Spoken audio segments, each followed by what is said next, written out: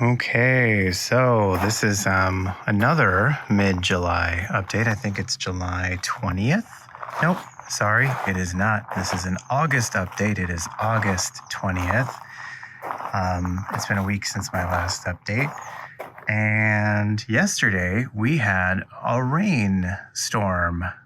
Lots of wind associated with Hurricane Hillary coming up the western coast of the American continent at the moment, headed toward the Los Angeles area. Very unusual, once in a lifetime historic event, but I feel like it gives us a bit of a window of opportunity here because it's going to be easier for us to weed at the moment, and I have not made much progress. What tends to happen here is I come out here thinking, ooh, I'm going to weed that whole area. But what happens instead is I think, okay, I need to hold the line on the Bermuda grass. So I come out here and I start in this area trying to prevent it from encroaching that way because I feel like I need to draw the boundary. But then this area just keeps getting stronger and more terrifying. I did have a situation over here where I was solarizing Bermuda grass. Yesterday I went in and pulled out a lot of that. It did seem to work, so that's great news. Didn't completely kill it, but it weakened it to the point where I was able to just pull it up, and then I put it back down because there's still rhizomes under there. And we're going to see if we can just outlast it, I suppose. It was easier to pull up. It was weakened, I would say. And then I came over here to my coffee berry and took this cage out, and I pulled all the Bermuda grass that had sort of encroached into that area. So that's these little guys here. So that's what I've started so far. We will see how far I get today on this incredibly historic moment of mid-August hurricane weather in the Central Valley of California. Pretty wild. Okay, so over here I've just pulled the cage off of my snowberry so I can weed underneath it. And look at that. Look at that mess. The issue I'm finding with the Bermuda grass is it's finding weak spots in the cardboard underlayer. And then the act of pulling it out, I'm worried, might actually be disturbing that sort of cardboard barrier more, which might make it easier for it to come up again. I'm not quite sure how we deal with that. Besides, if we don't get it under control this year and make sure that it doesn't strengthen, I think next year it's going to be really scary. I mean, this is pretty bad, but could be even worse next year, I think. Okay, so I think I have removed most of the Bermuda grass that is on this side of this line. I have in the process liberated these 3 hummingbird sages and disturbed a very angry black ant colony. It's a tremendous amount of Bermuda grass. It will continue to pop up, I know it will, but if I stay vigilant and try to hold the line, my goal at this point is just to keep it from popping in this area. And then I also need to pull a little bit that's creeping up the hill over there and kind of just isolate it over here. And then as time allows, I'll get in here and tackle this area. I am a little worried about my elderberry, which is up there in that spot. I'm worried that it might get a little crowded out by everything that's happening around it. But I just don't have the energy to pull everything. I don't have the time and energy right now, which is a bummer. I did take the cage off of my snowberry and pulled all the weeds around it. So cute. I love this guy. He is my favorite. Probably beating out my elderberry, but don't tell the elderberry that.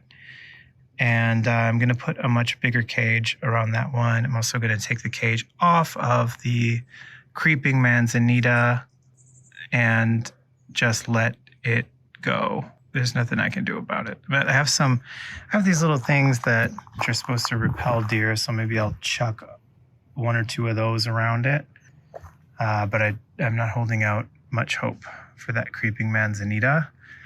Instead, next year we'll probably come in here, and I'm not quite sure yet.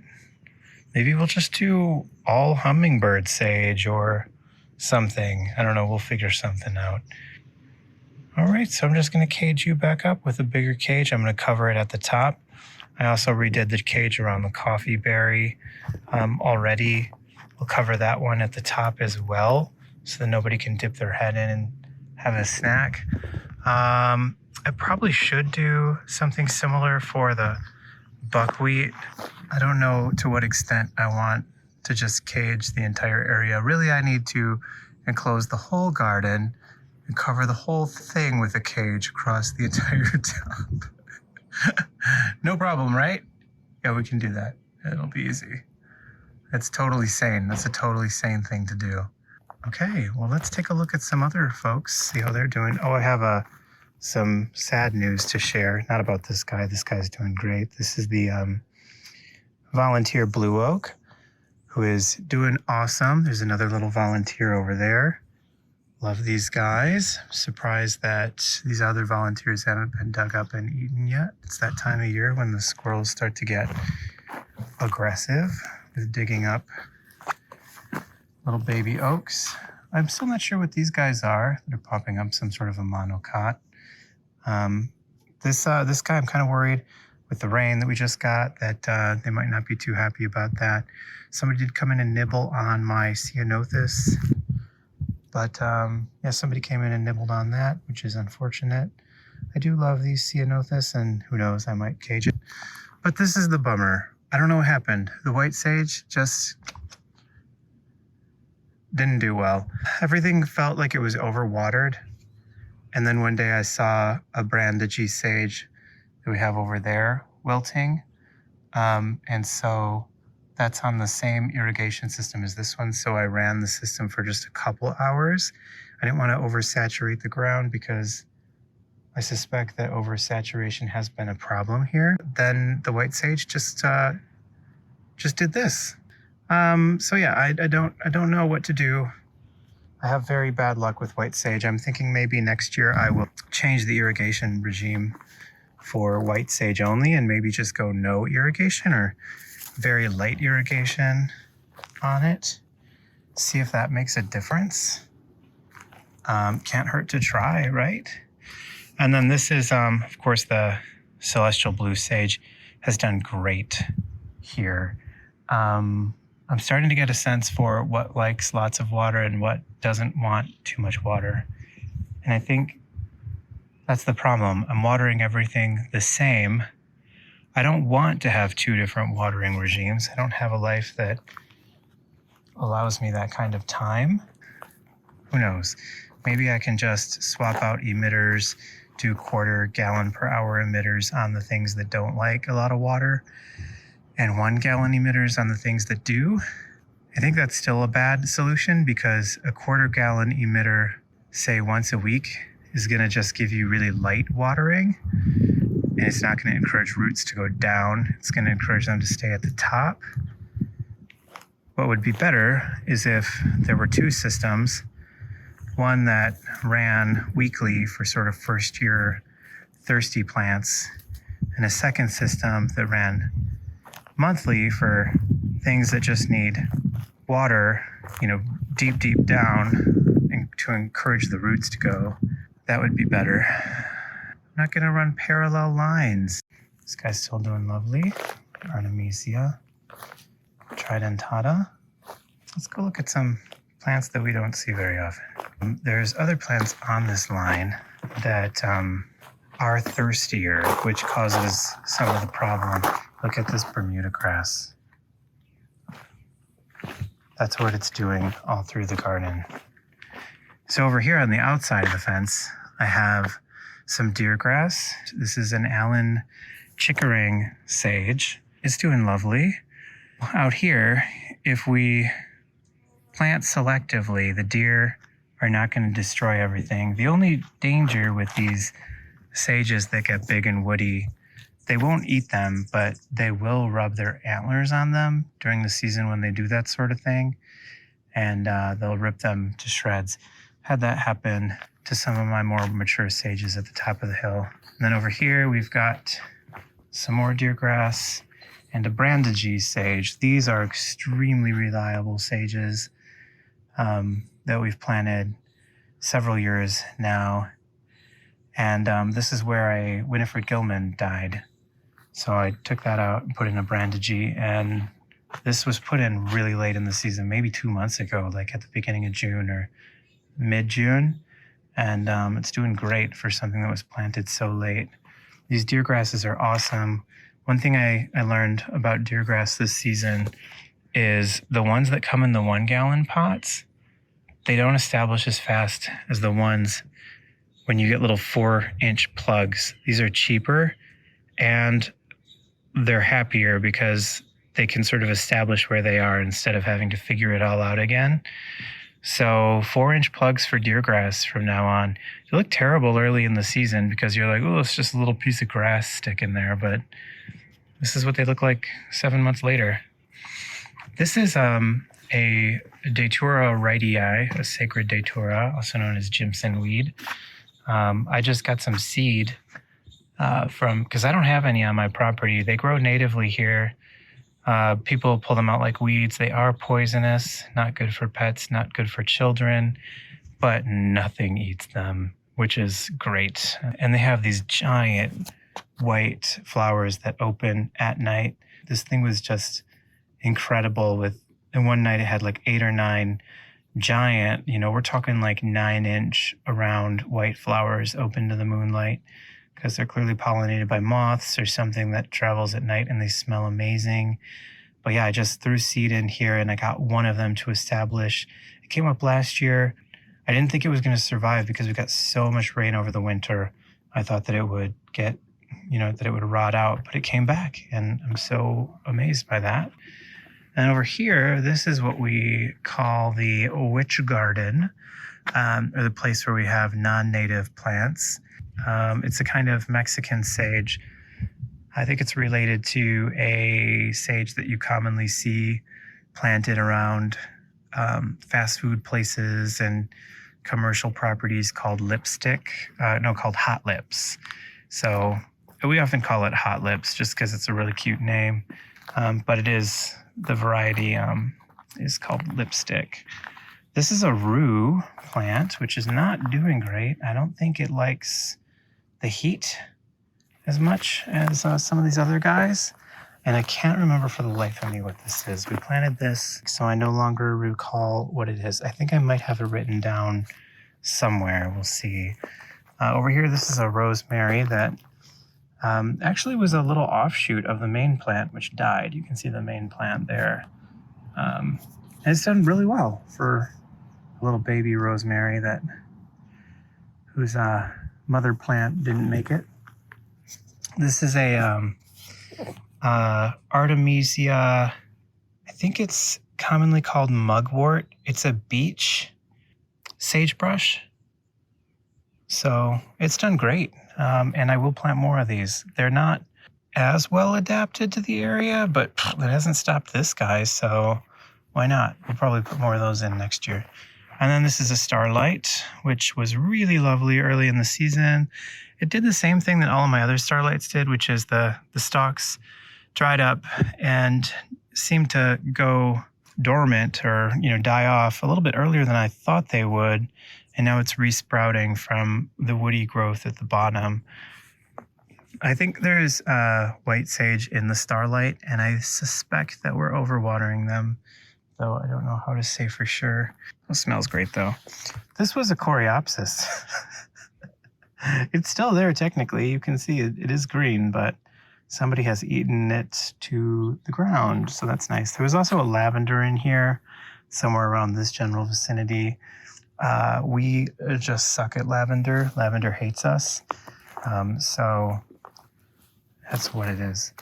And this guy, I have a feeling, I'm not sure if this is a soap plant, which is a native in the area. It just kept getting eaten every time it would sprout up. So I just randomly chucked a cage around it. And this is what it looks like. If it's a soap plant, that would be awesome because I would love to have one in my yard. But we'll see. Why don't we, I'll show you kind of how all of this is connected. This wasn't supposed to be a full yard tour, but it's a beautiful day with the hurricane coming. Just having rained yesterday. It's under 80 degrees in the middle of August, which is just wild. This is a tree we call, what do we call him? Big boy, I think. It's typically what we call him. This area was completely invaded by bull thistle. So this year I did what I call thistle patrol. Every weekend I would come out here and pull any piece of thistle that sprouted. I think I got it all. I don't think anything went to seed. We'll see next year. And these guys, the places where I didn't weed whack, that's actually Phacelia, the native Phacelia that grows here. I let it go to seed so that we could get some more of it. It's really lovely, white, sort of scorpion curl flowers. I think they actually call it scorpion weed. And then this is our little hummingbird garden. At least it was supposed to be. This garden's 3 years old. But yeah, it's pretty much just hummingbird sage at this point. But look at all the pups that this guy has. This was one hummingbird sage. Now there's maybe 1, 2, 3, 4, 5, 6, 7. There's at least 7 pups on this guy. And the Davidson's Penstemon finally kicked the bucket. I do have one narrow leaf milkweed. This has been here for 2 years. I had 3 of them originally. This is the survivor. It's just not doing anything for me. I'm not sure what the problem is. I don't know if it's too much water, not enough water, or what. I do think it's possible that I bit off more than I could chew in this whole native gardening situation. This is up here in between these 2 drives where we did the first year garden. So that up there was planted in 2021. And then all of this was planted in 2022. And then of course, the place where I'm doing a lot of work right now was planted in 2023. And this was, so I guess this was all a 21 garden as well. It's where they dropped the mulch pile. And so after they left, it was still kind of mulch. So we're like, let's just throw some plants in there. But over here, I'm still trying to figure out the watering situation. And weeds are a major issue in this area, though thankfully there's no Bermuda grass or some of the more problematic weeds that I have down by the house. This is just a lot of grass situation, a lot of invasive grasses, but thankfully not rhizomous grasses like Bermuda grass. So really just more mulch, I think, will take care of it. So here's my my starlight, which the most mature starlight I have. I think it might have been set back a little bit this year. I don't know what its problem is. I've been trying to let everything dry out completely in between waterings because there was definitely a rot situation this year. That's another Salvia gracias. The middle died out. Some lovely tarweed hanging out. This is a white sage, which, believe it or not, is still alive. If you look at the bottom of it, there are shoots. Why, after 2 years, is it so stunted? I have no idea. I don't know why white sage hates me. I have put a brandegee sage up there where a manzanita died. That one was brand new this year. Brandegee, so reliable, so happy. Happy little guys. Salvia gracias here. Here's our ceanothus dark star, which hates this location because it's too shady. And I kind of thought it would die this year, but it didn't. That's where I plonked that rose sage, and it did not make it. This is a manzanita. I think this is a Dr. Hurd manzanita, and it's done great. Very slow growing, though. This is year 2 on this guy. But, you know, it really does look like the manzanitas that you see, the youthful baby manzanitas up in the, 4,000 foot elevation range. So maybe it's doing all right. And this is the California redbud, which I didn't know if it would survive here, but it seems to be doing okay. Shedding leaves now. I'm hoping that that's normal season deciduous behavior. This is, believe it or not, the best white sage we have. At 2 years old, that's the best we can do. What is it? It's 2.5 feet tall. This should be 10 feet tall. These stalks should be like 4 feet high, and these stalks should be like 10 feet high. But that's the best we can do. Here's that one hummingbird sage I plunked in here. This is my barometer. When this guy wilts, I know that it's time to water this area. Although, who knows at this point, maybe I'm screwing it all up.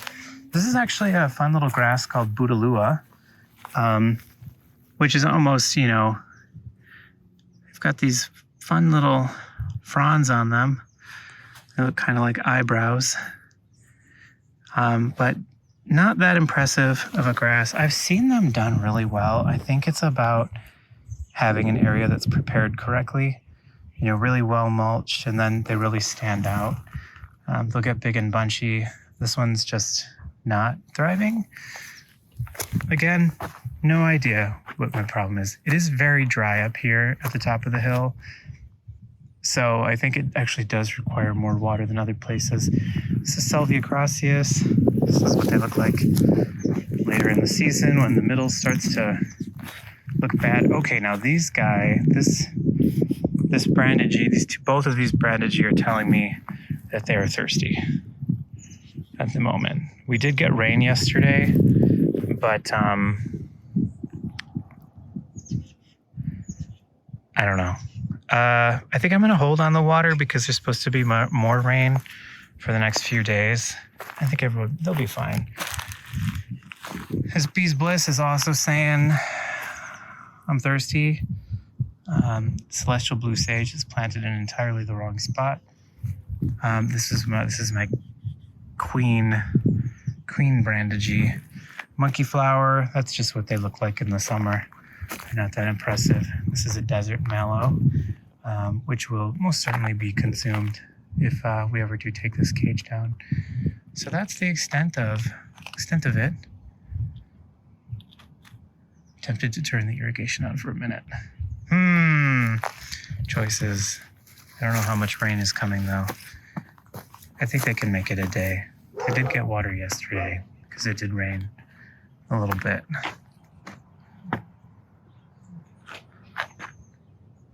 You guys gonna be okay for one day? I'm gonna go with yes. Okay.